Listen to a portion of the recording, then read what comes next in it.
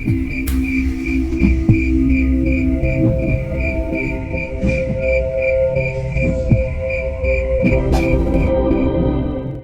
berkata, dalang kutukan itu hadir setelah lahir Akbar dan Ageng. Setiap orang yang mengandung dan menginjak usia 3 bulan kandungannya, janinnya akan hilang begitu saja oleh kesaktian Nyi Ito. Nini dukun beranak biadab itu semakin bebas melakukannya. Kesaktiannya bertambah, semakin juga dipermudah semua keinginan kakek kamu di kampung ini, Arya. Hingga dikutuklah kampung ini dengan sebutan kampung Jabang Mayit. Warga memilih diam daripada harus mati, ucap Budi menjelaskan perlahan sambil matanya terus memperhatikan sekitar.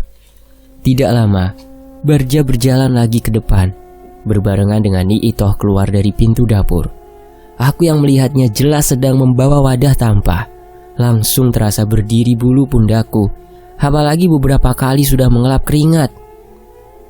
Lihat, perhatikan siapa itu, ucap Budi perlahan. Bapak keluar dengan hanya menggunakan sarung hitam yang melilit di pinggangnya.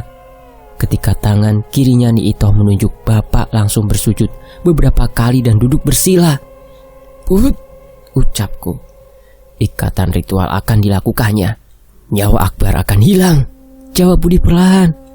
Bahkan aku baru menyadari dari wadah tampaknya itu sudah banyak sekali darah yang tidak aku ketahui berasal dari mana. Tiba-tiba suara jeritan perempuan sudah aku dengar di dalam rumah Nyi Ito berkali-kali sangat kencang, dibarengi suara tangisan dari arah belakang hutan yang cukup kencang aku dengar.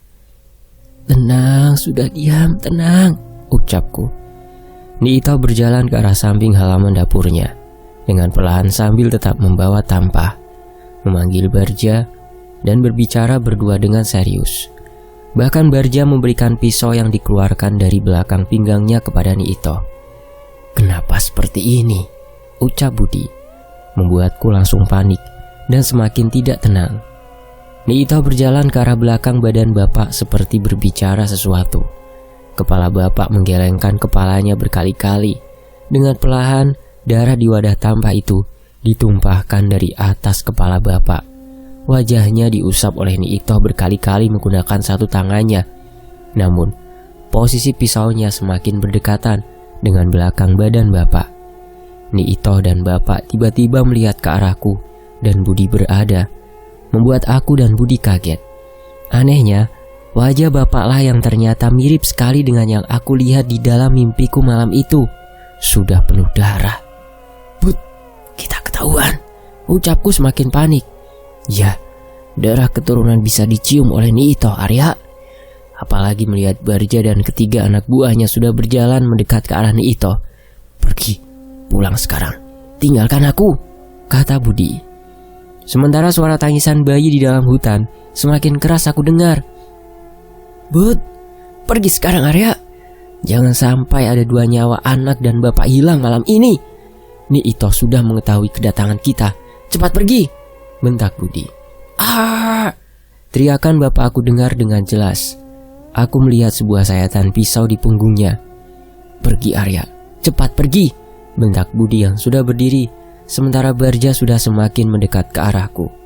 Biar aku selesaikan kampung Jabang Mayit ini, ucap Budi perlahan. Keringat sudah terlihat jelas mengalir di wajah Budi. Anehnya, kini tatapan Budi sangat tajam melihat ke arah Barja dan ketiga anak buahnya yang sedang berjalan cepat ke arahku. Budi hanya menganggukkan kepalanya berkali-kali.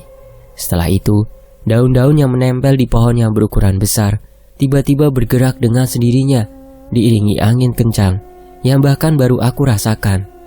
Budi hanya menganggukkan kepala setelah 1 kali melihat ke arahku. Aku sudah berjalan dengan sangat cepat, dibarengi oleh perasaan yang sangat kalap dan ketakutan sekali.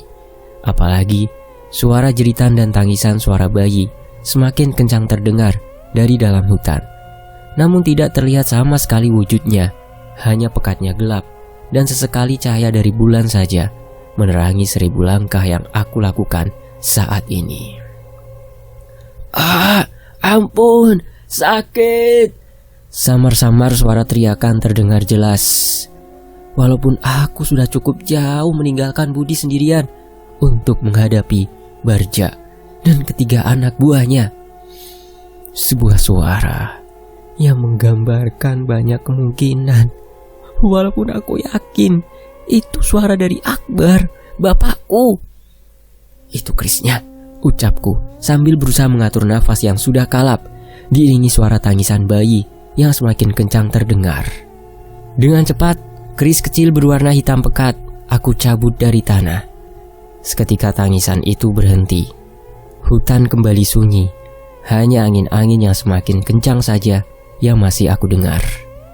Aneh, ucapku sambil mengeluarkan kain putih dan melilitkannya ke keris yang aku pegang dengan sangat cepat. Anehnya tatapanku melihat dari balik pohon besar di sebelah.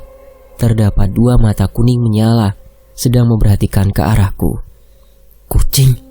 Kucing hitam, ucapku perlahan dengan nafas yang ngos-ngosan sambil memastikan binatang itu.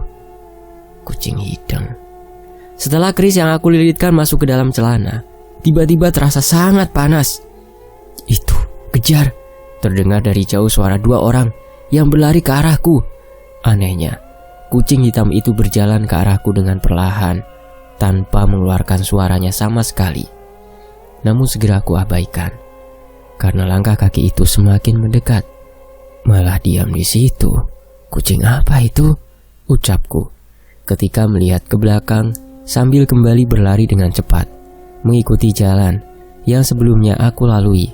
Bahkan rasa panas di bagian paha yang terhalang oleh kain celana aku abaikan, walaupun aku yakin sumbernya dari sebuah keris. Ranting-ranting yang aku injak juga beberapa akar pohon besar yang hampir saja membuat aku terjatuh. Walaupun rasa sakit di kaki terasa, namun aku paksakan. Apalagi benar ucapan Budi sebelumnya. Jangan sampai ada dua nyawa anak dan bapak hilang malam ini. Semakin jauh aku berlari, bahkan sudah hampir berada di ujung hutan. Awal aku dibawa masuk oleh Budi. Suara dua orang yang sebelumnya mengejar sudah tidak terdengar lagi. Apalagi nafasku sudah benar-benar habis, dan 1000 langkah yang aku ambil sedari tadi sudah semakin terasa lelah. Itu benar di situ, ucapku, berbarengan rasa panas di saku celana hilang begitu saja.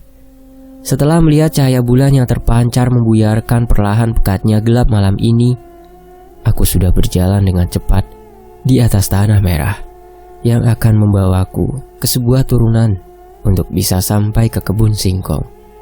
Dengan berharap cemas dan berharap langkahku tidak ada yang melihatnya, dengan cepat aku menuruni sebuah tanah. Tangisan bayi dan teriakan-teriakan suara perempuan yang sangat kencang dari arah hutan yang sebelumnya aku lalui terdengar kembali. Bahkan jauh lebih kencang kali ini, membuatku semakin ketakutan, dibarengi sebuah perasaan aneh setelah mengetahui bagaimana keris ini bekerja dan binatang hitam di dalam hutan barusan. Apalagi dari arah kebun singkong aku melihat jelas bagaimana pohon-pohon besar di hutan itu sedikit bergoyang terkena hembusan angin kencang. Tanpa berpikir panjang, dengan keringat yang sudah mengalir deras di hadapanku, kaos yang aku gunakan sudah tidak mampu menahan derasnya keringat, sehingga terlihat jelas di bagian dada, membuatku kembali berjalan dengan cepat. Bersamanya perasaan cemas mengiringi langkahku malam ini agar cepat kembali ke rumah. Pergi, benar kata Kang Banu, harus segera pergi dari rumah Pak Ageng. Nyawa ini taruhannya, nyawa, ucapku dalam hati. Walaupun belum aku pikirkan caranya agar keluar dari desa Rangkaspuna yang mempunyai julukan, yaitu Kampung Jabang Mayit.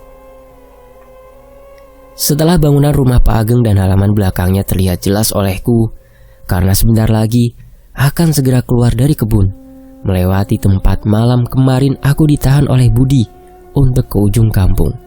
Malah malam ini, setelah pulang dengan keadaan dan situasi yang sebelumnya tidak pernah aku bayangkan, membawa segala kenyataan yang ingin aku ketahui benar-benar terjadi. Bagaimana keadaan bapak dan keluarga besarnya ini? Dengan keringat dingin yang aku rasakan saat ini, kaki sudah menginjak halaman belakang rumah. Dengan perlahan, aku memperhatikan terlebih dahulu bagian dapur.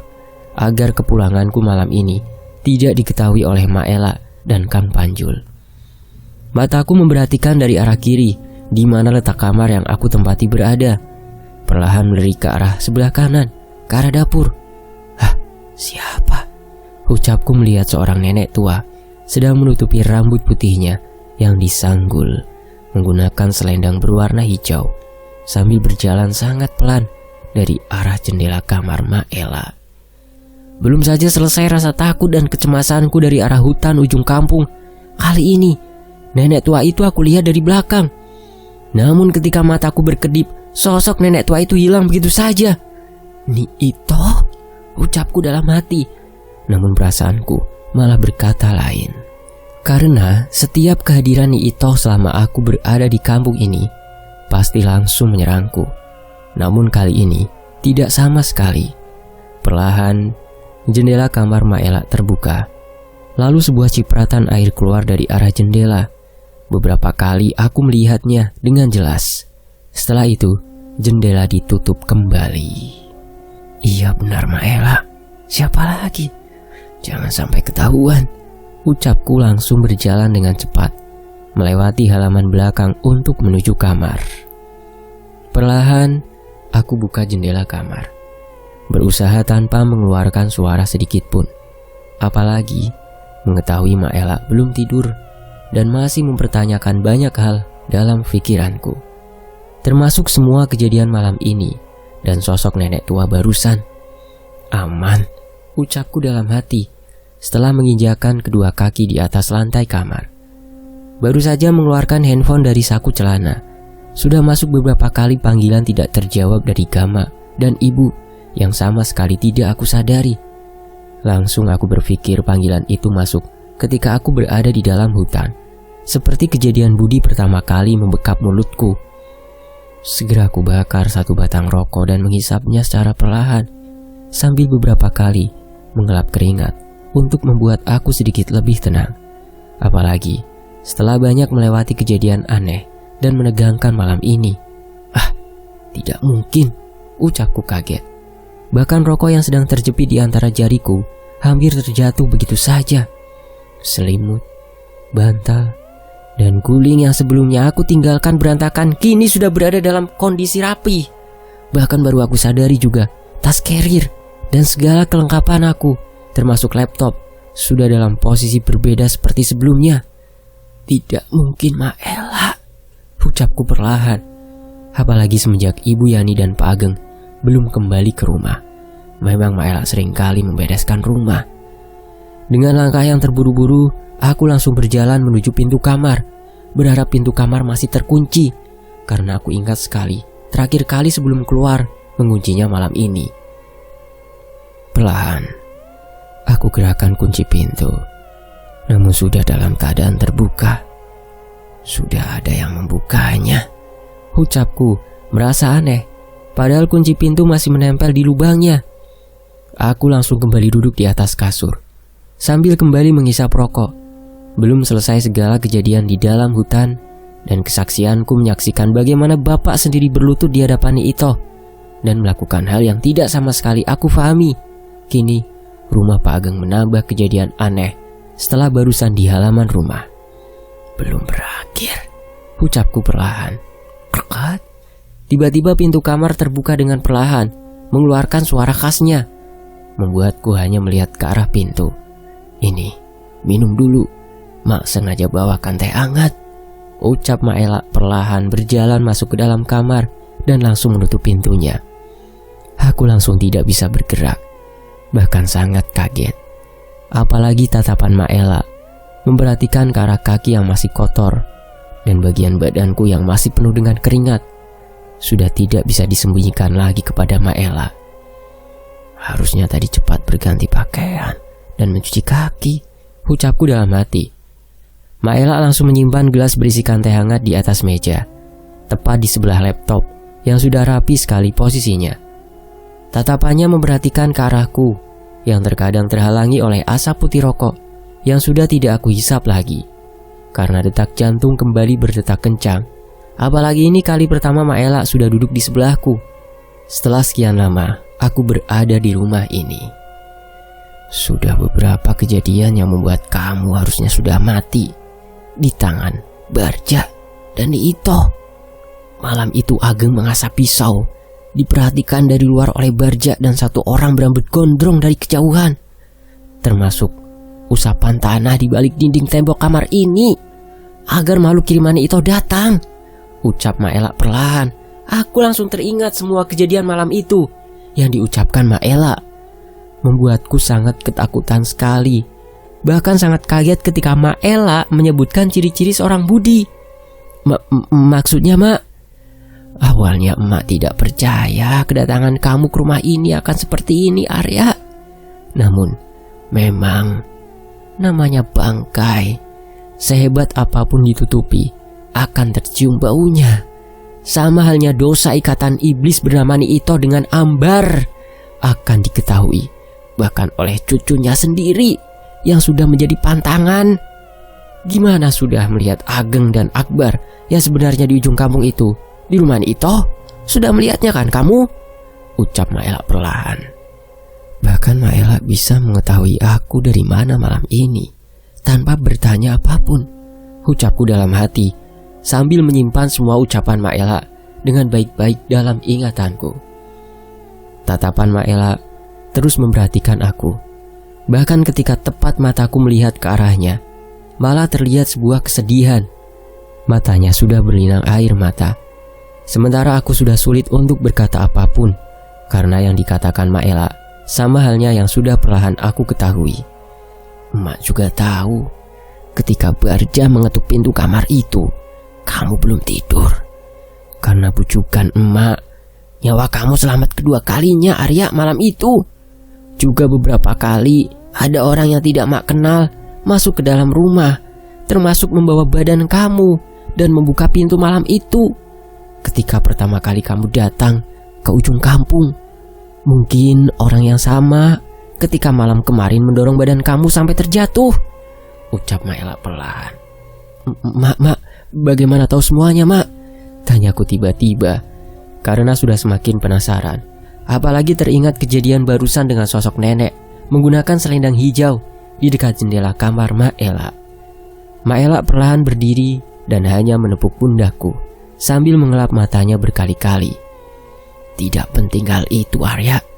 Namun pemuda yang mengetuk pintu tadi malam ketika kamu pergi, yang mengantarkan kedatangan Karuhun atau leluhur emak bisa datang dengan cepat. Pemuda tampan, penuh dengan keanehan, ucap Maela sambil menggelengkan kepalanya berkali-kali, penuh dengan perasaan heran. Tidak mungkinkah, Mak? Ucapku dalam hati merasa heran dan menjadi tahu siapa nenek tua barusan. Maela terlihat menarik nafasnya cukup dalam, bahkan melakukan gerakan sama halnya dengan nenek tua ketika menutup kepalanya dengan selendang. Arya, semuanya sudah terlanjur. Dosa dan ikatan memang tidak pasti akan datang dan kepada siapa yang berjatuh untuk menyelesaikannya. Apalagi waktu selalu merekam semua kejadian keji itu. Barja mungkin akan datang dengan amarah yang berkali lipat dengan keadaan sudah sejauh ini. Apalagi mengetahui tepat kamar yang kamu tempati di rumah ini. Selamatkan nyawa kamu, Arya, karena untuk keluar sudah tidak mungkin, ucap Maela sambil membuang nafas panjangnya secara perlahan. Aku langsung terdiam. Apalagi benar adanya posisiku dalam incaran Barja, membuat segala kecemasan silih bergantian datang malam ini, sengaja berbondong-bondong untuk menetap di dalam hati dan pikiranku, membangun sebuah ketakutan. Mulut Maela terlihat akan mengucapkan sesuatu lagi kepadaku. Namun tiba-tiba Maela menggelengkan kepalanya berkali-kali. Sudah cukup banyak nyawa yang hilang malam ini, ucap Maela tiba-tiba sambil berjalan keluar kamar. Ucapan Maela kembali membangkitkan ingatanku pada Budi dan Bapak, juga keadaan di dalam hutan. Walaupun aku hanya bisa kembali terdiam dengan kondisi pintu kamar yang terbuka.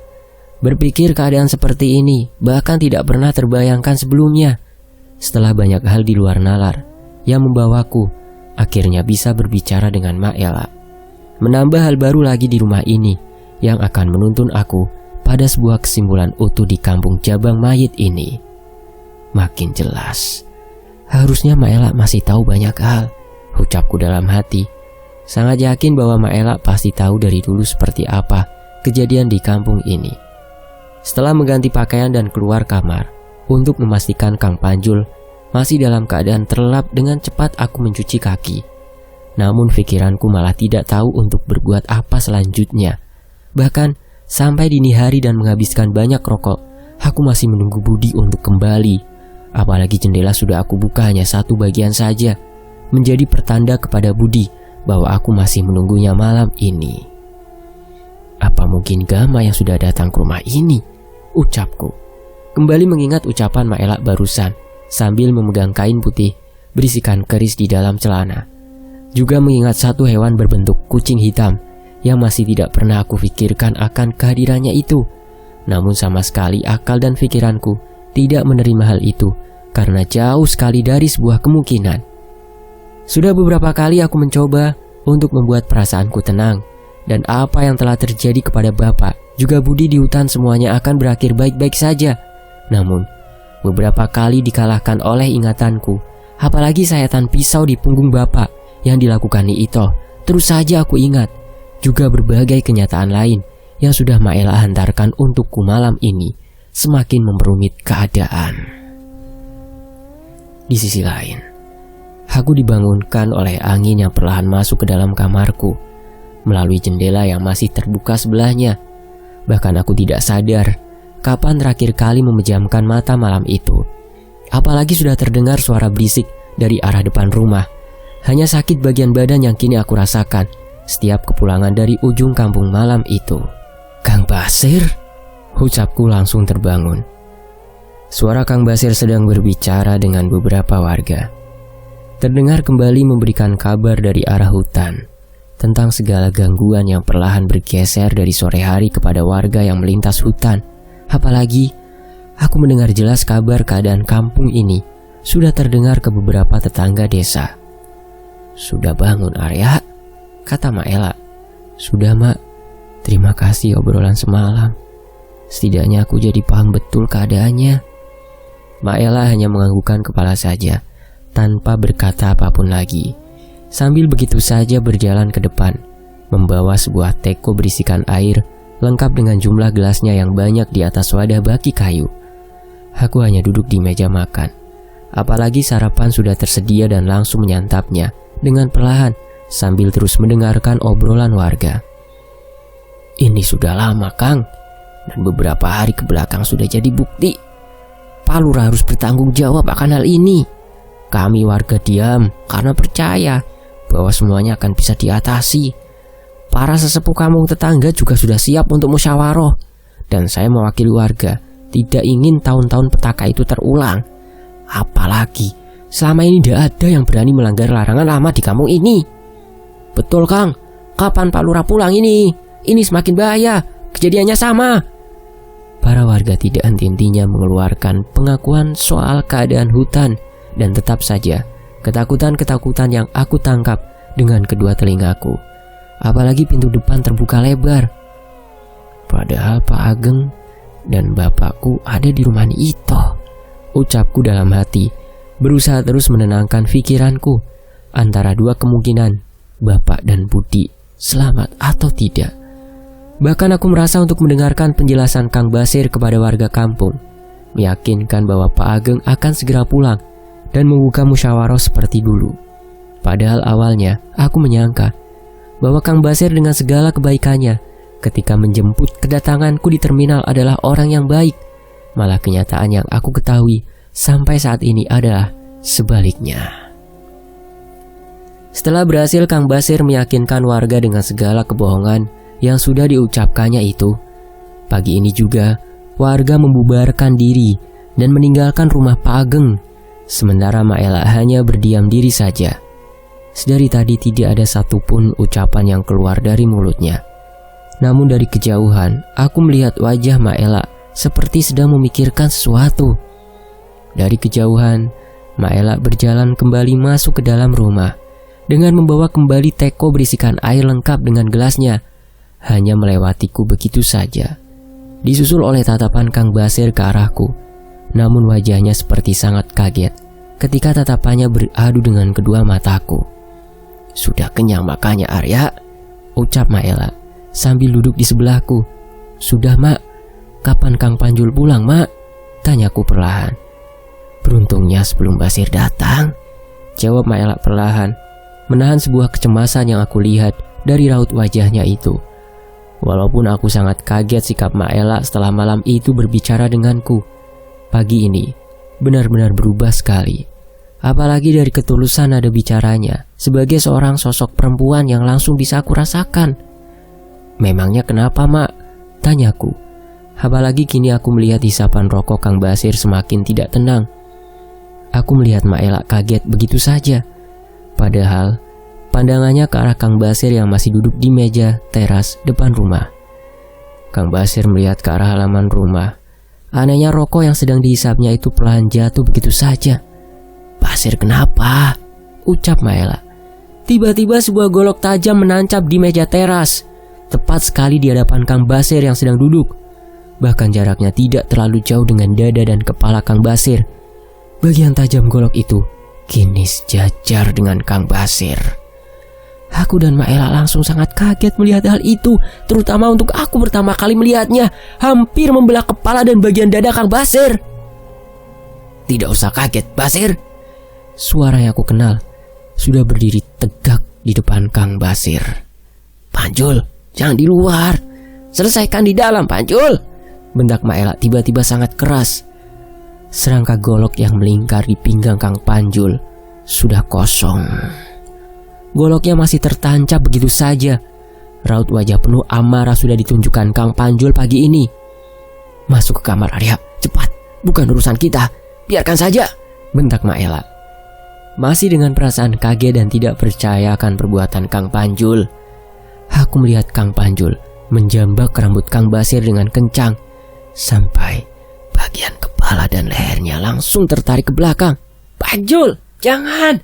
teriak Maela berjalan ke depan dengan cepat karena golok dan posisi leher Kang Basir sudah dekat sekali.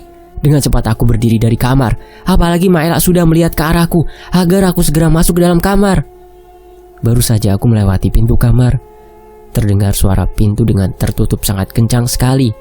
Bahkan aku sangat cemas karena takut terjadi pertumpahan darah antara kakak beradik itu. Namun aku langsung diingatkan kembali kejadian Kang Panjul berbicara kepadaku dan marah besar soal kelakuan Basir yang terus patuh pada perintah Pak Ageng. Jangan sampai ada hubungannya dengan masalah kampung ini juga, apalagi denganku, ucapku dalam hati. Walaupun aku yakin Kang Panjul tidak akan berbuat seperti itu tanpa sebab, pasti ada kaitannya denganku. Sudah tidak terdengar lagi olehku suara dari ruangan tengah rumah yang keluar dari mulut Kang Basir, Kang Panjul maupun Maela. Bahkan aku menunggu di dalam kamar hanya berharap cemas. Sampai tidak berselang lama, suara motor Kang Basir terdengar jelas olehku karena jendela kamar dari semalam belum sama sekali aku tutup. Kang Basir selamat, ucapku tenang. Walaupun pikiran lainnya sudah menantiku hari ini untuk segera aku selesaikan juga. Aku sudah memasukkan handphone dan rokok juga korek api ke dalam celana. Bahkan kain putih tidak pernah lepas lagi dari saku celana karena aku semakin tertekan tidak adanya kabar Budi. Sampai matahari benar-benar sudah hadir pagi ini, membuatku semakin cemas dan sangat ketakutan. "Arya keluar dulu ya Mak," ucapku melihat Maela sedang melamun hanya duduk di kursi meja makan, tatapannya ke arah kamar Bu Yani. Masih tidak percaya dengan sosok pemuda semalam itu. Bagaimana bisa datang? Bukan warga kampung ini. Ucapannya begitu hangat, bahkan bisa meluluhkan kerasnya hati. Seketika bisa luluh dan mengundang yang seharusnya sulit lagi untuk datang, ucap Maela tanpa melihat ke arahku. Aku hanya terdiam saja. Apalagi di tangan sudah memegang kunci motor yang biasa aku gunakan. Tapi tidak mungkin itu Gama atau Budi, ucapku dalam hati, terbawa oleh ucapan Maela, memikirkan siapa sosok lelaki itu. Panjul nanti kembali lagi. Hati-hati Arya, dan selesaikan yang seharusnya kamu selesaikan. Kalau bisa, tanyakan keadaan Ismi dan Banu juga kepada ibu. semenjak kepergiannya ke kota. Setiap malam, emak mimpi buruk terus-menerus, ucap Maela perlahan sambil berdiri dari duduknya.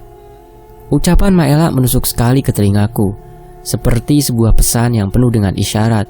Tanpa menjawab dan hanya menganggukkan kepala, aku berjalan keluar rumah. Benar, harus lebih hati-hati, ucapku dalam hati sambil memanaskan mesin motor. Aku dibuat kaget ketika melihat ke arah kebun samping rumah. Sudah ada 2 orang yang berdiri memperhatikan rumah. Namun ketika aku ketahui keberadaannya, 2 orang itu langsung mundur dari tempatnya berdiri. Seperti orang yang sama, ucapku perlahan, teringat kejadian sore itu di ujung kampung. Bahkan aku cukup lama mempertimbangkan kepergianku ke ujung kampung untuk mendapatkan sinyal, karena tidak mau hal buruk kedua kalinya menimpa. Aku sudah berada di atas motor dengan menjepit rokok yang masih menyala. Apalagi matahari sudah semakin meninggi. Tidak ada cara lain, ucapku sambil menarik gas motor perlahan untuk menuju ke ujung kampung. Anehnya, ketika aku melewati beberapa warga yang sedang duduk di pos ronda, tatapannya berbeda. Memperhatikan aku dengan sangat aneh, padahal sudah aku lemparkan senyum seperti biasanya ketika aku bersama Bu Yani. Berada di atas jalanan tanah merah, sesekali aku berpikir, kenapa dan apa alasannya sehingga hidup membawaku pada masalah seperti ini?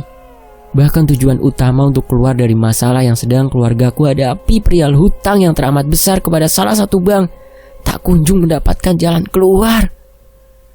Terkadang hidup punya caranya sendiri, ucapku sambil turun dari motor. Karena sudah sampai di ujung kampung. Sama seperti hari-hari sebelumnya, ketika berkunjung ke tempat ini, warga-warga di saung yang berada tepat di dekat hamparan sawah sudah aku lihat, membuatku sedikit tenang. Setidaknya keberadaanku dapat dilihat juga dari arah mereka. Beberapa kali aku perhatikan sekitar untuk memastikan tidak ada orang lagi, terlebih untuk keselamatan diriku. Di bawah terik sinar matahari ini, pandanganku langsung melihat ke arah hutan ujung kampung lainnya, yang mana sampai saat ini membawa satu persatu masalah datang kepadaku, tepatnya arah rumah Ni Itoh berada. Ketika handphone sudah mendapatkan sinyal, langsung masuk pesan dari Bu Yani, yang langsung aku baca. Arya, kalau sudah ada sinyal kapanpun telepon secepatnya. Sebuah pesan dari Bu Yani membuatku semakin cemas akan keadaan Ismi dan Kang Banu di rumah sakit. Namun tetap saja, aku dahulukan menghubungi Gama. Angkat Gam, ucapku sambil melihat jam di handphone menunjukkan jam istirahat makan siang Gama. Ketika berada di sekolah, barulah sampai panggilan ketiga kalinya langsung diterima oleh Gama. Halo Gam, ucapku sambil berusaha tenang dan terus saja memperhatikan sekitar. Bentar Arya, ini dalam perjalanan, ucap Gama. Terdengar jelas olehku suara angin yang kencang, seperti Gama sedang berada di dalam mobil dan menyalahkan sangkaan diriku soal Gama yang datang malam itu menemui Maela di rumah. Budi, bagaimana kondisinya Arya? Tanya Gama tiba-tiba. Semalam aku kembali Gam ke ujung kampung. Kondisinya benar Bapak sedang ada di sana. Setelah aku disuruh lari oleh Budi karena ketahuan. Belum ada kabar lagi sampai sekarang, ucapku perlahan, sambil terus memandang ke arah rumah Ni Itoh di ujung kampung sana, yang masih terhalang oleh hutan. Oke, tidak apa-apa Arya, dan jangan terlalu cemas. Ini aku dalam perjalanan ke rumah sakit. Aku urus dulu satu persatu. Jangan tanya dulu kenapa. Buat diri kamu selamat, ada maupun tidak ada Budi, ingat, ibu kamu sudah di rumah sakit dengan Bu Yani. Kondisi Ismi semakin parah akibat kiriman Ni Itoh di situ, ucap Gama sangat serius. Aku langsung terdiam. Apalagi sudah beberapa hari aku tidak berkomunikasi dengan ibu. Halo Arya, dengarkan, ucap Gama. Iya Gam, dengar. Tapi bagaimana bisa kamu menghubungi ibu Gam? Bertemu juga tidak pernah, tanyaku. Sama halnya aku bisa membantu kamu. Semua karena Bu Gina, ibu kamu. Ceritanya akan panjang. Bukan saatnya membahas hal ini. Satu persatu kita bereskan sampai akar-akarnya di kampung itu. Karena kalau tidak bakalan banyak nyawa yang hilang, termasuk kamu dan Pak Akbar, ucap Gama perlahan. Aku berusaha menerima semua ucapan Gama. Walaupun ucapannya yang terakhir soal nyawa tentu sebanding lurus dengan kenyataan yang sedang aku jalani saat ini. Arya, sudah jangan dipikirkan. Intinya selamatkan dahulu nyawa kamu. Tiba-tiba suara Gama berbicara dengan sangat tegas. Gam, apa ini salah aku? Karena mengetahui satu persatu yang terjadi di kampung ini dari awal sampai hal-hal yang terjadi di masa lalu ada kaitannya dengan Ito dan kakek Ambar? Ucapku perlahan. Walaupun panas matahari sudah membuat keringat di bagian dahiku mengalir begitu saja. Harusnya bukan karena itu saja, Arya. Sudah hubungi aku secepatnya kembali nanti. Aku akan datang. Sudah tidak bisa dikendalikan dari jarak jauh. Tapi tunggu, satu persatu aku selesaikan. Di rumah sakit dulu. Bu Gina sudah menunggu. Jawab Gama langsung menutup telepon. Dari tadi ketika berbicara dengan Gama, malah bayangan kucing hitam malam itu yang berada di dalam hutan kembali aku ingat. Tiba-tiba aku merasa ada hubungannya dengan Gama, walaupun belum sempat aku bicara. Aku langsung duduk di atas rumput, apalagi berpikir bagaimana caranya ibu sudah berada di rumah sakit dengan Bu Yani. Dengan memaksakan diri di bawah sinar matahari, aku langsung mencari kontak Bu Yani. Walaupun harus beberapa kali aku mencoba menelponnya, sama halnya ketika aku menghubungi Gama barusan. Halo Bu, ucapku perlahan. Gin, ini anak kamu telepon. Ayo ikut dulu. Terdengar suara Bu Yani yang membenarkan ucapan Gama kalau ibuku sudah berada satu rumah sakit dengan Bu Yani. Sebentar Arya, ini ibu pergi keluar dulu, ucap Bu Yani. Aku semakin terdiam, bahkan tidak percaya dengan hal ini. Apa mungkin keadaan Ismi semakin parah? Ucapku. Aku langsung memperhatikan sekitar, apalagi ke arah belakang, di mana motor yang aku gunakan berada, ke arah kebun. Takut kejadian sore hari itu terulang kembali. Arya, halo? Ucap Bu Yani. Iya Bu, benar. Ibu Arya sudah ada di situ? Tanyaku. Benar-benar. Ismi sudah tidak sadarkan diri Arya. Pagi itu ibu kamu cerita sudah semakin panik. Apalagi setelah ibu dikasih tahu keadaan pendarahan Ismi yang semakin aneh. Ini lagi nunggu teman kamu Gama masih dalam perjalanan. Ibu mau kasih tahu, dengarkan. Akbar dan Ageng sudah ada di rumah Ni Ito. Takutnya malah hal buruk terjadi kepada kamu. Hati-hati ya Arya. Makin bahaya kondisi kamu. Ni Ito bisa saja melakukan segala cara. Walaupun ibu belum tahu kedatangannya ke rumah Ni Ito untuk apa. Ucap Bu Yani menjelaskan dengan suara penuh kecemasan. Walaupun aku sudah perlahan mengetahui hal yang dikatakan Bu Yani, namun tetap saja suara kecemasan seorang ibu terasa berbeda sampai ke hatiku. Baik Bu, Arya paham. Ibu cerita kenapa menyuruh aku datang ke kampung ini sebelumnya. Itu yang pengen aku tanyakan Bu, jawabku pelan dengan pasrah. Akbar yang meminta Arya, karena awalnya tidak menyangka akan hal seperti ini terjadi. Sudah, sampaikan juga keadaan Ismi pada Maela ya. Percaya saja sama Kang Panjul, ucap Bu Yani. Baik Bu, nanti saja lain kesempatan Arya tanyakan sendiri, jawabku. Bilang ke Maela, ibu sudah sama Bu Gina, ibu kamu ya. Doakan Ismi dan bayi dalam kandungannya selamat, ucap Bu Yani perlahan. Kang Banu Bu, tanyaku. Nanti kalau semuanya sudah jelas harus seperti apa, mungkin akan pulang ke kampung, jawab Bu Yani. Setelah tidak ada lagi yang dibicarakan dengan Bu Yani, aku pamit kepada Bu Yani dan langsung menutup telepon. Terik matahari yang semakin panas, juga keringat yang semakin bercucuran, berusaha aku abaikan. Karena dalam kepalaku sekarang, satu persatu rangkaian kejadian di kampung ini sedang aku susun dalam pikiranku. Bisa-bisanya aku datang ke kampung ini untuk mengetahui dulunya sampai sekarang kampung ini seperti apa. Dari yang tidak masuk akal sampai rentetan kejadian yang melibatkan nyawa. Aneh, tapi sekarang nyata, ucapku perlahan. Rasanya ingin aku teriak sekencang mungkin dan bisa keluar dari kampung ini tanpa ada nyawa yang hilang di keluarga besarku dan keadaan Ismi bisa diselamatkan.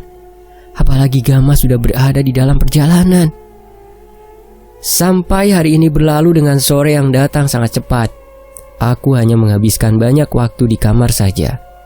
Apalagi Kang Panjul tidak kunjung datang. Begitu juga dengan Budi. Bahkan jendela kembali aku buka hanya satu. Semenjak kepulanganku dari ujung kampung, perasaan gundah gulana kini aku rasakan.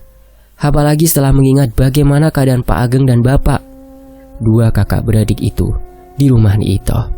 Walaupun yang ingin aku ketahui belum keluar dari mulut kakak beradik itu, dua anak lelaki dari kakek Ambar dan nenek Sri yang sudah memulai semua ini.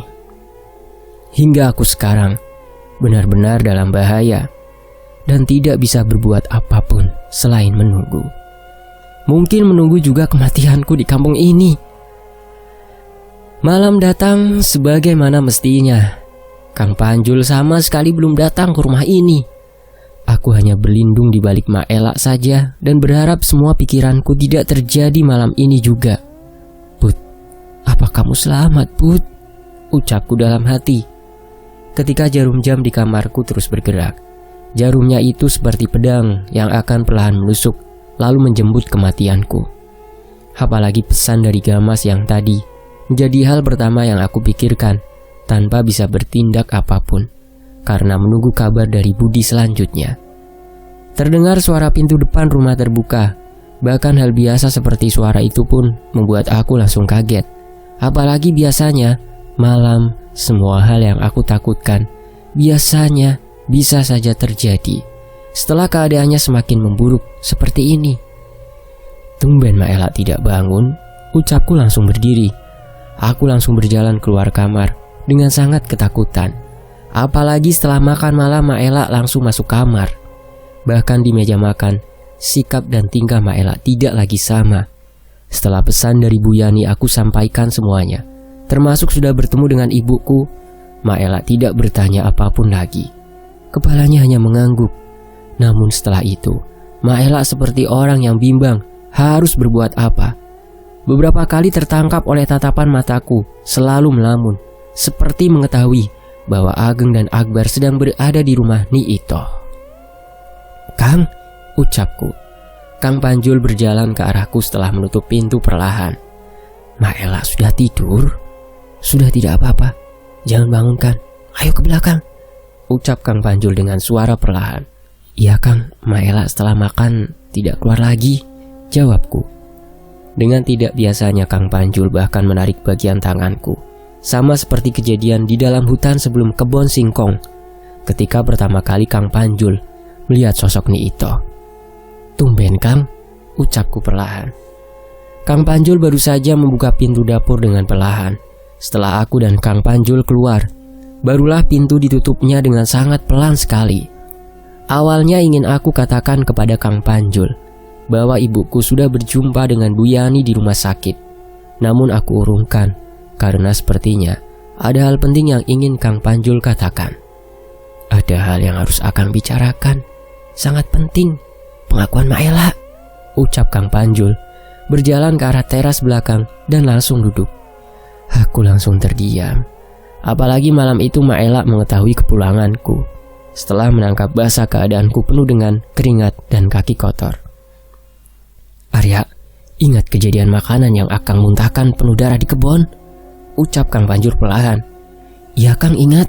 Akang bilang itu dari Mak Elak," jawabku. "Tadi siang Akang kembali setelah berbicara dengan Basir. Kata Mak Elak Arya di ujung kampung pasti sedang telepon. Nah, Mak Elak menjelaskan dan cerita semua tingkah Basir. Dan Mak Elak sudah diawasi oleh Barja. Selama kamu di rumah ini selalu memantaunya," ucap Kang Panjul serius. "Makanan itu juga Kang?" tanyaku sambil berusaha mengingat hari itu Budi mungkin belum datang ke kampung ini menyamar sebagai orang gila, sehingga belum mengetahui hal ini, atau sebaliknya. Karena untuk seorang Budi, semuanya bisa saja terjadi.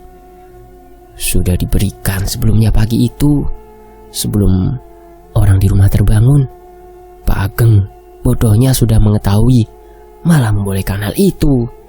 Mak Elak bilang kepada Akang sendiri barusan siang," jawab Kang Panjul sambil melihat tajam ke arahku. Awalnya aku akan cerita juga pengakuan Mak Elak kepada aku malam itu, ketika Kang Panjul sedang tidur. Namun anehnya, dorongan untuk membicarakan hal itu tidak berani aku katakan. Apalagi larangan Kang Panjul kepadaku untuk tidak datang kembali ke ujung kampung. Dan ini yang harus kamu ketahui, Arya. Setelah Akang mengingatkan kembali Mak Ela soal dulu semua kebaikan Bu Gina, ibu kamu, dan dibalas juga kebaikannya oleh Mak Ela atas selamatnya kelahiran kakak kamu, Teh Yuni. Barulah sadar setelah hari kejadian itu, ketika Akang membawa wadah rantang bekas makanan di kebun singkong ke dapur, ucap Kang Panjul. Aku hanya menganggukkan kepala saja mendengarkan penjelasan Kang Panjul malam ini. Apalagi hal ini baru aku ketahui. Dari satu sisi aku masih mempunyai rasa kecewa pada ibuku sendiri. Namun di sisi lain, akan kebaikannya dulu ketika tinggal di kampung ini juga banyak menyelamatkanku. Sebentar Kang, selamatnya kelahiran Teh Yuni, maksudnya ada kaitannya dengan Mak Ela? Tanyaku semakin penasaran. Kang Panjul tidak langsung menjawab, hanya mengisap rokok dengan sangat dalam, membuang asap-asap rokok itu perlahan. Semuanya sudah memang waktunya kamu ketahui, Arya. Keadaannya juga sudah begini, ucap Kang Panjul perlahan. Apa itu Kang? Katakan saja, jawabku. Mak Ela yang memberitahu ibu kamu, Gina, segera keluar sebelum usia kandungan 3 bulan. Karena mengetahui gerak-gerik bahwa kakek kamu itu meninggalkan semuanya dan sudah diteruskan oleh Ageng dan mungkin Akbar. Sebelum istilah dibalik neloni di kampung ini berbalik arti, hanya karena ingin bayi dalam kandungan, yaitu Teh Yuni, selamat, ucap Kang Panjul. Matanya langsung memperhatikan sekitar rumah. Itu karena Mak Ela, Kang? Tanyaku perlahan. Akang percaya kepada Mak Ela bukan orang jahat dia. Makanya hari itu Akang berpikir beberapa kali untuk menghabisi Mak Ela karena pernah menyelamatkan kandungan ibu kamu itu, ucap Kang Panjul perlahan. Namun seperti sangat ketakutan sekali. Apalagi tergambar jelas di raut wajahnya. Kang, kenapa terlihat sangat takut, Kang? Tanyaku tiba-tiba. Akang asli dari kampung sini, membicarakan Ito dan ritual neloni. Jelas hal paling berbahaya di kampung ini, Arya. Sama halnya yang sedang kamu alami sekarang. Apalagi kamu keturunan Akbar, bentak Kang Panjul perlahan. Aku langsung mengingat malam kemarin yang membuat persembunyianku dengan Budi tertangkap karena hal turunan Akbar. Yang hampir sama dikatakan Kang Panjul malam ini membuatku semakin percaya bahwa bahaya sudah bersamaku sejak datang ke kampung ini. Tapi seharusnya sudah sampai di sini saja hal penting itu. Agi saja bisa mati tragis, membocorkan informasi penting kepada Akang saat Akbar tiba. Kamu jangan sampai, malam ini Akang berjaga, ucap Kang Panjul dengan sangat tegas sambil mematikan rokoknya dengan cara diinjak.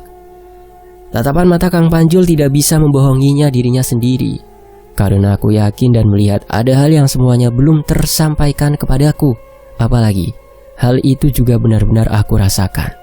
Nah, itu lelaki gondrong, itu Arya, lihat, ucap Kang Panjul sambil berdiri. Apalagi dari tadi Kang Panjul duduk dan melihat jelas ke arah kebun jati, dekat dengan posisi kamar yang aku tempati. Budi, ucapku dalam hati sangat kaget sekali. Mana Kang? Tanyaku sambil melihat ke arah yang sama dengan Kang Panjul. Memang aneh orang itu, Arya. Tapi Akang yakin itu orang, bukan setan, ucap Kang Panjul. Karena aku melihat tidak ada siapapun di dekat pohon jati, sesuai dengan arah telunjuk Kang Panjul. Walaupun aku yakin itu adalah Budi. Apalagi Kang Panjul menyebut kata gondrong. Sementara itu, setelah obrolan penting dengan Kang Panjul, menambah hal yang perlu aku ketahui. Apalagi memang benar perasaanku pertama kali berjumpa dengan Mak Ela, bahwa Mak Ela bukanlah orang jahat. Namun memang terbukti ada Barja dan Pak Ageng di belakang hal yang Mak Ela lakukan selama aku di rumah ini. Tidak pernah habis pikir, perlahan ketahuan juga bejatnya Ageng dan Barja ini, ucapku sambil duduk kembali di atas kasur. Terus saja aku menunggu kedatangan Budi malam ini di kamar. Apalagi barusan sudah tertangkap basah oleh penglihatan Kang Panjul. Namun sampai malam semakin larut, Budi belum datang juga. Hanya tatapan kosong dengan sejuta pikiran antara dua kemungkinan baik dan buruk saja yang terjadi kepada Bapak. Walaupun aku yakin Budi pasti selamat dengan segala alasan yang sudah Budi lakukan, termasuk beberapa kali menyelamatkan nyawaku di kampung ini. Waktu terus berputar sebagaimana mestinya bersamanya angin malam yang semakin terasa dingin. Bahkan aku hanya menatap ke arah jendela yang hanya terbuka satu. Satunya lagi perlahan terkena angin. Hanya satu alasan menunggu bagaimana selanjutnya aku harus bergerak di kampung ini. Apalagi semakin jelas sebab dan akibatnya dari masa lalu sampai sekarang. Pak Ageng, ucapku perlahan sambil membenarkan posisi bantal dan memegang kembali kain putih yang berada di dalam saku celana. Bahkan sampai sekarang tidak pernah sekalipun aku keluarkan. Sementara itu, suara bisikan dari arah jendela aku dengar jelas. "Kunci pintunya!" Membuatku kaget. Langsung bangun dari posisiku yang sedang terbaring di atas kasur. Sangat cepat sekali Budi masuk. Setelah membuka satu lagi jendela yang masih tertutup. "Bud, alhamdulillahirobbil alamin, Bud!" Ucapku perlahan dengan cepat mengunci pintu dan berusaha tanpa mengeluarkan suara sedikit pun. Anehnya Budi langsung menutup jendela kamar dengan perlahan. Wajahnya penuh dengan keringat, bahkan mengalir deras begitu saja. Padahal angin malam ini sangat dingin. Aku menunggu waktu yang tepat, Arya.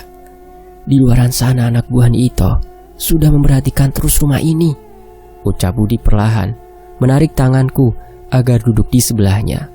"Bapak, bagaimana, Bud?" tanyaku tiba-tiba, karena sudah tidak sabar ingin mendengar kabar soal Bapak. "Maafkan aku, Arya. Lama sekali memberikan kabar soal ini. Sejauh aku intai malam itu, setelah membuat Barja tidak menemukan keberadaanku di dalam hutan, Akbar dan Ageng ditarik kembali ke dalam rumah Ito. Sepertinya Ito sudah mengetahui bahwa kamu datang," ucap Budi perlahan. Rasa tenang bisa sedikit menjumpai aku malam ini, walaupun sisanya tetap saja tidak bisa menggantikan kecemasan. "Tapi apa bisa selamat, Bud?" tanyaku perlahan, semakin cemas. Budi hanya menggelengkan kepalanya sambil memegang punggungnya sendiri. "Luka ini," ucap Budi menggerakkan mulutnya tanpa mengeluarkan suara. Seketika aku ingat rekaman indera penglihatanku langsung memutarkan sebuah rekaman malam itu. Sayatan pisau mendarat di punggung Bapak setelah kepalanya dikucurkan darah yang sangat banyak oleh Ito. Walaupun aku belum mengetahui hal itu untuk apa maksud dan tujuannya. Ikatannya dengan iblis sudah terlalu lama, Arya. Dibantu oleh orang yang tepat pula, yaitu Ito. Rantai-rantainya sudah menyatu cukup jauh dan rapat. Sekarang aku paham, Arya. Dengarkan, semua berawal dari Ambar, kakek kamu, ucap Budi menghentikan ucapannya. Matanya langsung terpejam. Bahkan ketika rambut gondrongnya menghalangi bagian matanya, tidak Budi singkirkan. Diikuti oleh tarikan nafasnya cukup dalam, seperti sedang melihat sesuatu dalam gelapnya mata Budi yang terpejam. Bulu pundakku langsung berdiri begitu saja. Rasa penasaran berganti dengan rasa ketakutan yang aku rasakan sekarang. Bahkan lebih menakutkan dari kejadian-kejadian sebelumnya. Padahal hanya berada di dalam kamar yang aku tempati di rumah Pak Ageng ini. Mulut Budi perlahan terbuka. Kepalanya bergerak ke arahku dengan mata yang masih terpejam. Posisi duduknya langsung bersila dengan sangat cepat. Sementara keringat terus mengalir deras, menetes begitu saja setelah melewati pipinya. Ageng Kusuma. Pertama, dialah yang meneruskan tanpa alasan dan penjelasan apapun dari Ambar, karena Akbar Dwi Prabdipta pergi dengan penuh pengkhianatan dari kampung Jabang Bayit ini. Kandungan istrinya perempuan yang dinantikan Ito dan iblis yang bersamanya. Darah dari jabang bayinya dinanti karena waktu itu Ageng Kusuma belum mengandung. Janji ikatan dihianati oleh keluarga ini. Iblis dan dukun beranak itu ingin penebusan. Ucap Budi perlahan sangat tegas dan detail, sampai perlahan membuka matanya. Aku hanya menelan ludah berkali-kali mendengarkan penjelasan Budi. Bahkan aku tidak percaya semuanya benar-benar terjadi pada masa lalu itu. Nyawa dan nyawa, jabang bayi dan jabang bayi terus-menerus hilang tanpa alasan. Brutal, kejam dan tragis. Setiap tangisan ibu yang hilang kandungannya atau keguguran bagi mereka adalah pesta ikatan yang setimpal. Dengan apa yang sudah didapat Ambar dan Ageng, kini Akbar dalam proses seperti Ageng, ucap Budi pelan sekali. Aku terdiam. Detak jantungku semakin berdetak kencang. Sebuah kenyataan yang dikeluarkan lewat mulut Budi adalah kenyataan yang sama sekali sebelumnya tidak pernah masuk ke dalam dua telingaku. Au, panas Bud, ucapku tiba-tiba, merasakan panas di dalam saku celana. Pasti, kalau bukan karena benda itu, mungkin sudah akan hilang dengan cepat ketika mendengarkan hal ini, Arya. Apalagi kau keturunannya. Dan sekarang Banu sedang dalam masa kritis dengan Ismi, dan harusnya Gama sudah ada di sana.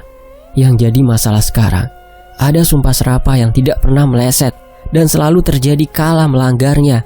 Petaka itu akan datang, ucap Budi sambil mengelap keringatnya yang semakin bercucuran. Sumpah serapah, ucapku perlahan. Anehnya, bulu pundakku semakin berdiri dan suasana berubah semakin mencekam sekali. Tiba-tiba suara pasir bercampur dengan bebatuan yang dilempar dengan cukup banyak terdengar dari arah genteng rumah, membuat aku dan Budi langsung terkejut. Tidak banyak waktunya, bahaya. Semua mengincar, aku juga. Selamatkan nyawa kamu sebelum Gama tiba, Arya. Sumpah, ya sumpah itu Arya. Jika mengetahui sebuah rahasia di balik ritual Neloni, pilihan untuk keluar dari kampung Jabang Mayit tidak akan pernah terjadi, terkecuali meninggalkan nyawa. Ingat baik-baik hal itu, Arya. Kondisi kamu dalam bahaya. Jangan lepaskan kain putih itu, ucap Budi sambil berdiri dari posisi bersilanya, kemudian memegang pundakku dengan erat. Tatapan mata Budi ke wajahku tidak seperti biasanya, malah aku dibuat tidak bisa bergerak sedikit pun. Sulit, Arya, dan kau akan dengar langsung sebentar lagi. Semakin kuat Nyi Itoh dan kekuatan iblis-iblisnya malam ini, ucap Budi, langsung perlahan berjalan ke arah jendela. Setelah membukanya, Budi keluar begitu saja. Aku hanya bisa terdiam mengatur nafas yang tiba-tiba ngos-ngosan. Apalagi ucapan sumpah yang Budi katakan terngiang-ngiang jelas di telingaku. Bahkan, aku langsung memegang telingaku karena tiba-tiba menjadi sakit. Yang Budi maksud akan aku dengar apa? Ucapku dalam hati. Dalam hitungan detik, tiba-tiba angin kencang menyambar jendela kamar yang masih terbuka. Sangat kencang sekali. Bahkan aku langsung menguncinya dengan cepat, dibarengi panasnya kain putih di saku celanaku. Suara-suara teriakan perempuan langsung terdengar jelas. Suaranya seperti sedang mengelilingi rumah. Namun aku ingat jelas, teriakan ini persis sekali seperti teriakan perempuan di rumah Nyi Itoh malam itu. Arya, panjul Arya, cepat ke kamarnya, cepat, kata Budi. Aku hanya diam mematung. Bahkan ketika Maela dan Kang Panjul membuka pintu, suara itu semakin jelas, dibarengi dengan suara tangisan bayi di dekat jendela. Ya Allah, ucapan barusan Budi langsung terbukti, ucapku dalam hati. Bawa Arya ke tengah rumah, Jul, bentak Maela dengan keras. Angin-angin kencang terus saja membentur jendela, beberapa pintu dapur, ruangan depan, dan semuanya yang terdapat jendela terkena hembusan angin yang tiba-tiba brutal, seperti ada yang memerintahnya. Ayo ikut Arya, ucap Kang Panjul sambil menarik tanganku. Bahkan aku langsung diseret oleh Kang Panjul. Badanku sulit bergerak, sementara pikiranku terus mengingat sumpah yang Budi ucapkan sebelum kejadian aneh seperti ini. Tangisan bayi dan suara teriakan perempuan kini dibarengi juga suara nenek-nenek yang tertawa menakutkan, membuat Maela dan Kang Panjul yang sudah berada di dekatku langsung kaget. Si gondrong, ucap Kang Panjul yang posisi duduknya melihat ke arah jendela dapur. Malam kematian kakek Ambar seperti ini, ucap Maela. Kang Panjo langsung mengencangkan tali golok di bagian pinggangnya. "Mak, apakah akan datang sekarang, Mak?" tanya Kang Panjul. Mak Ella hanya menggelengkan kepala saja dengan wajah yang sangat tegang. Apalagi suara pasir dan bebatuan kecil semakin terdengar jelas di atap. Suaranya berasal dari genteng rumah. Sama halnya ketika aku dan Budi berada di dalam kamar. Sementara itu, rekaman semua kejadian dari dalam bus bersama Nita dan rentetan kejadian lainnya terus terlihat jelas olehku. Apalagi suara tertawa nenek-nenek berada tepat di pintu belakang dapur. Bahkan aku ingat sekali pertama kali melihat Nito berada di rumah ini, berjalan keluar dengan perlahan ditemani Pak Ageng, membuat kepalaku menjadi sakit. Sumpah, jika mengetahui sebuah rahasia di balik ritual Neloni, pilihan untuk keluar dari kampung Jabang Mayit tidak akan pernah terjadi, terkecuali meninggalkan nyawa. Bersambung, akankah Arya selamat? Dan juga Banu, Ismi? Nantikan kelanjutannya hanya di Fakta Sejarah. Saya pamit, wassalamualaikum warahmatullahi wabarakatuh. Terima kasih semuanya yang sudah mendengarkan sejauh ini di Fakta Sejarah. Terima kasih juga untuk Mas Teguh ya, QWERTY Pink.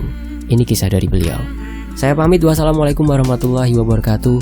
Alhamdulillahirrabbilalamin. Sampai jumpa di bagian berikutnya. Tetap di Fakta Sejarah.